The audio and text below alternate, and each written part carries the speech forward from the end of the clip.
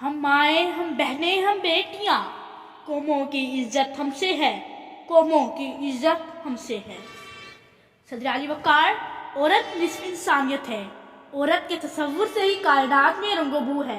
عورت مختلف اور منفرد خصائل و صفات کی مالکہ، فہم و فراست کی مالک، عزت و وقار، شفقت و رحمت سے اس کا ہر خاکہ رنگین ہے۔ پھر بھلا اس صدی میں کون کہے گا علی وقار کہ عورت مردوں سے کمتر ہے؟ معزز سامعین، کچھ زیادہ نہیں، تھوڑا وقت نکال کر اگر تاریخ اسلام پر نظر ڈالیں تو عورت کا اصل مقام پینافلیکس یا کسی زمین پر پڑے پان، چھالیا یا کسی ڈبے کی بجائے تاریخ ساز ناموں میں نظر آئے گا۔ کون کہتا ہے کہ عورت صرف ظاہری حسن کا شاہکار ہے؟ عورت تو عقل و فہم میں وہ مقام رکھتی ہے جو حضرت خدیجہ کا تھا۔ جب غار حرا میں ہمارے نبی گھبرا گئے تو دانائی کا یہ عالم تھا کہ پہچان گئی کہ آپ نبوت کے مدارج سے گزر رہے ہیں۔ حضرت عائشہ کی فصاحت و بلاغت سے کون واقف نہیں؟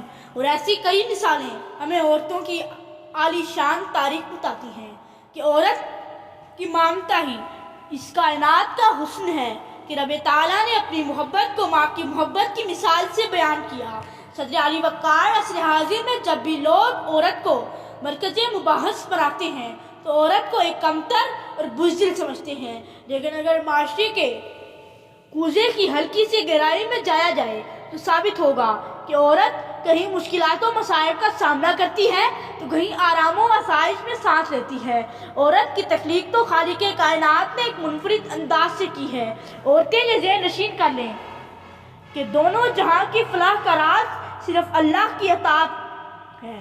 آداب، سلیقہ شعاری، صبر و تحمل، اطاعت گزاری، قناعت، شرم و حیا، یہ ساری خوبیاں اتنی قیمتی ہیں کہ کروڑوں کی مالیت رکھنے والے نہیں سمجھ سکتے، اور اللہ کے حکموں کو ماننے والی عورت میں یہ ساری خوبیاں موجود ہیں۔ اس لیے عورت کے بطن سے بڑی ہستیوں نے جنم لیا جنہوں نے زندگی کے تمام گوشوں میں داستانیں رقم کی۔